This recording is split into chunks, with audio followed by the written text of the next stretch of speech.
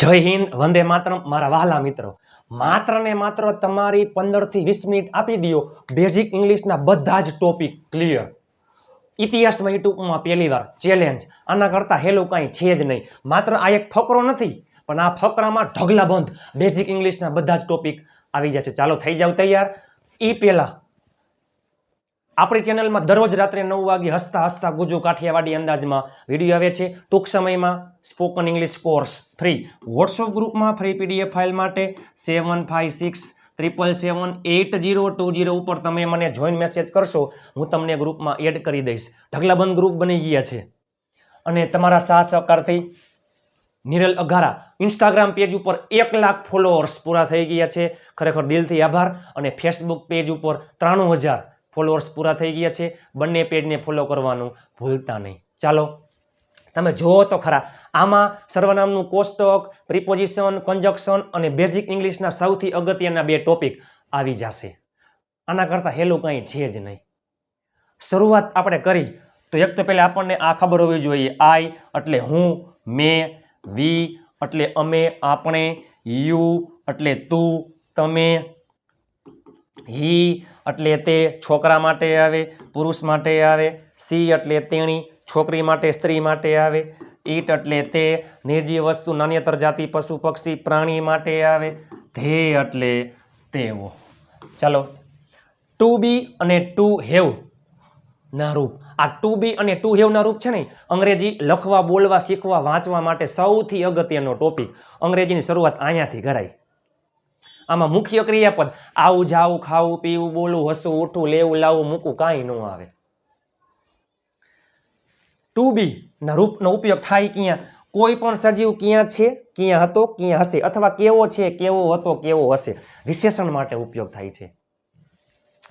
અને to have ના રૂપનો ઉપયોગ થાય છે માલિકી માટે, બીમારી માટે થાય છે.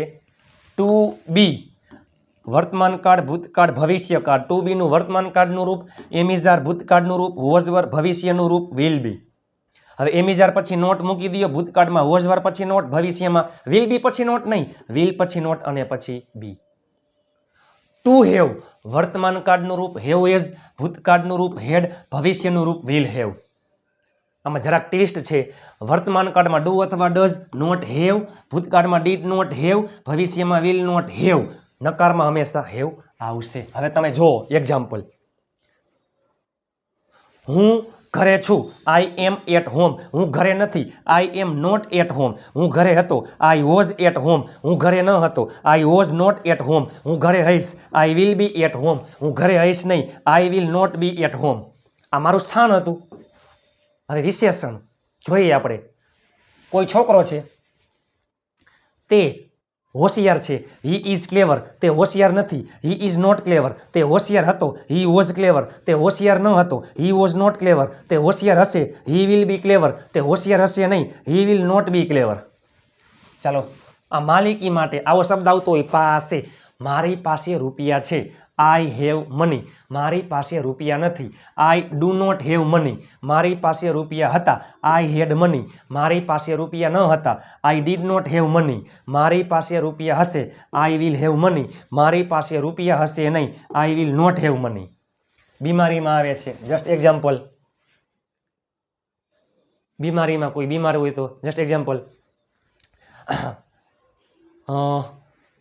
તેને તાવ છે, હી હેઝ અ ફીવર.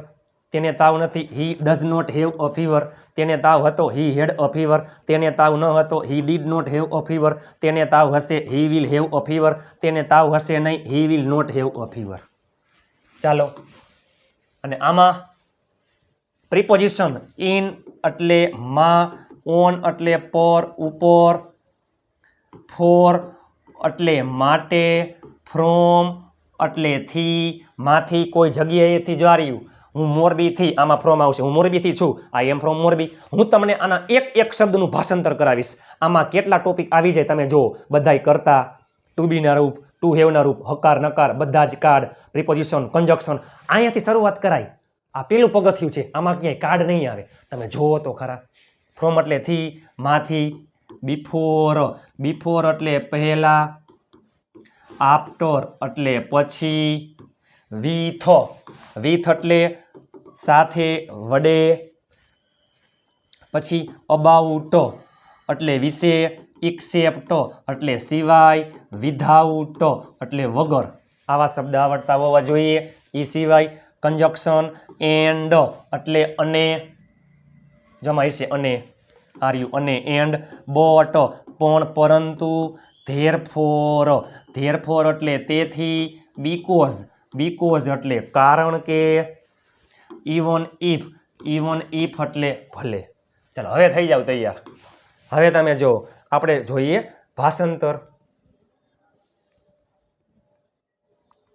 હવે આપણે ભાષાંતર જોઈએ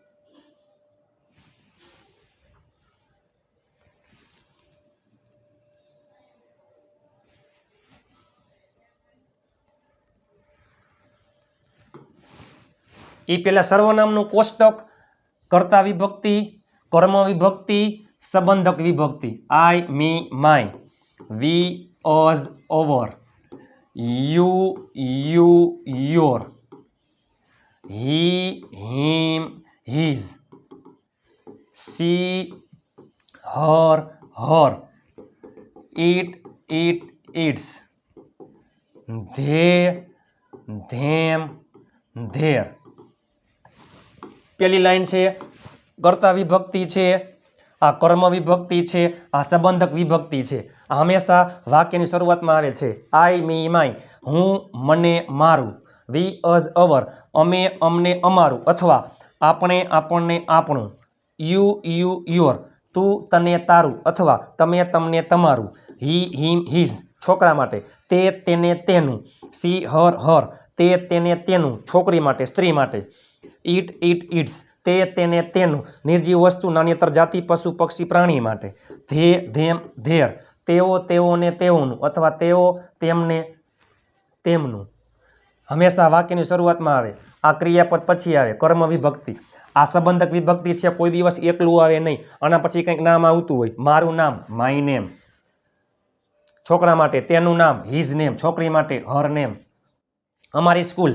અવર સ્કૂલ તમારો મોબાઈલ યોર મોબાઈલ તેમની ગાડી તેઓની ગાડી ધેર કાર થઈ જાવ તૈયાર ચાલો મારું નામ નિરલ છે મારું નામ મારું મારી મારું મારા મારું નામ મારા ગાડી મારા રૂપિયા મારા પપ્પા મારા મમ્મી મારું નામ માય નેમ છે એટલે ઇઝ નિરલ NIRAL આમાં નિયમ પણ આવી જશે નામની આગળ કોઈ દિવસ આર્ટિકલ લાગે નહીં નામનો પહેલો અક્ષર કેપિટલ આવે માય નેમ ઇઝ નિરલ હું મોરબીથી છું હું એટલે આઈ છું હું ખુશ છું આઈ એમ હેપી હું ફ્રી છું I am free I am busy I am at home હું છું આઈ એમ થી એટલે ફ્રોમ મોરબી મોરબીનો પહેલો અક્ષર આવશે કેપિટલ જો હું મોરબીથી છું આઈ એમ મોરબીની તો આમ થઈ ગયા હું મોરબી છું એમ નહીં હું મોરબીથી કોઈ જગ્યાએથી ઓફિસેથી from office from bus station from garden from book ચાલો હું મોરબીથી છું આઈ એમ ફ્રોમ મોરબી મારે એક નાનો ભાઈ છે મારે ટુ હેવના રૂપનો ઉપયોગ થાય બીમારીમાં ટુ હેવ સંબંધમાં ટુ હેવ માલિકીમાં ટુ હેવ મારે એક નાનો ભાઈ છે આઈ હેવ એટલે મારે છે નાના હોય એને કહેવાય યંગર મોટા હોય તો એ એલ્ડર મારે એક નાનો ભાઈ જો નાનો એટલે યંગર બ્રધર ઉભા રહેજો મારે એક નાનો ભાઈ છે I have younger brother article આવે I have a younger brother તેનું નામ જો છોકરા માટે યાદ કરો હી હિમ અને હિઝ તેનું નામ જય છે તેનું નામ હિઝ નેમ છે એટલે ઇઝ જય તેનું નામ જય છે તેની પાસે ગઈકાલે ગાડી હતી છોકરા એટલે મીન્સ કે મારા ભાઈ પાસે છોકરા પાસે શું આવે હી પાસે હતું ટુ હેવ ભૂતકાળ હકાર વાક્ય હેડ હી હેડ શું હતું ગાડી હતી અકાર ક્યારે ગઈકાલે તો યસ્ટરડે આજે તો ટુડે આવતીકાલે તો ટુમોરો ગઈકાલે તો યસ્ટરડે પણ એટલે બટ મારી પાસે ગાડી ન હતી મારા ભાઈ પાસે હતી હકાર હેડ મારી પાસે ન હતી ભૂતકાળ નકાર ડીડ નોટ હેવ ડીડ્સ સાથે હંમેશા હેવ આવશે. પણ મારી પાસે ગાડી ન હતી. I did not have a car. મારે એક મોટી બહેન છે. મારે છે આઈ હેવ. જો મોટા એને કહેવાય એલ્ડર. બેન એટલે સિસ્ટર. એલ્ડર આર્ટિકલ આવે છે. સોરી માફ કરજો, એલ્ડર સ્વરથી શરૂઆત થાય છે article an. I have an elder sister. તેનું નામ ચકુ છે. તો છોકરી માટે માલિકીમાં સી હર. હર ત્રીજા નંબરની લાઈન. તેનું નામ હર નેમ ઇઝ ચકુ. તેની પાસે રવિવારે નવો મોબાઈલ હશે. પાસે હશે ભવિષ્યમાં. મારી પાસે ગાડી હશે. તમારી પાસે રૂપિયા હશે. મારા ભાઈ પાસે મોબાઈલ હશે. મારા બેન પાસે મોબાઈલ હશે. પાસે હશે. ટુ હેવ ભવિષ્ય. હકાર વિલ હેવ. છોકરી માટે સી વિલ હેવ શું? નવો mobile. A new mobile. Article આવે, એક વચન છે. અને ક્યારે? રવિવારે. માત્ર ને માત્ર એકલા વારના નામની આગળ ઓન આવે છે. On Sunday. તેથી ધેરફોર. તેથી એટલે ધેરફોર. તે આજે ખુશ છે. છોકરી માટે સી. તે ખુશ છે. ટુ બી વર્તમાન કાળ એમિઝાર સી માં આવે is. She is happy today એટલે કે તે આજે ખુશ છે. પણ બટ હું ખુશ નથી. એ પહેલા હું ખુશ છું. ટુ બી વર્તમાન કાળ એમિઝાર આઈમાં આવે એમ. આઈ એમ હેપી. હું ખુશ નથી. આઈ એમ નોટ હેપી. પણ હું ખુશ નથી. શું કામ? કારણ કે એટલે બીકોઝ. મારી પાસે કાંઈ નથી. મારી પાસે કાંઈ નથી. કાંઈક સમથિંગ. બધું જ એવરીથિંગ. કાંઈ નહીં નથિંગ. કંઈ પણ એનીથિંગ. મારી પાસે કાંઈ નથી. I have nothing. વાલા મિત્રો યાદ રાખજો, નથિંગ પોતે નકાર શબ્દ છે એટલે એમાં નોટ નહીં આવે. જો તમારે નોટ મૂકવું હોય તો આ જ વાક્ય એનીથિંગથી થઈ શકે છે. એમાં નોટ આવે છે.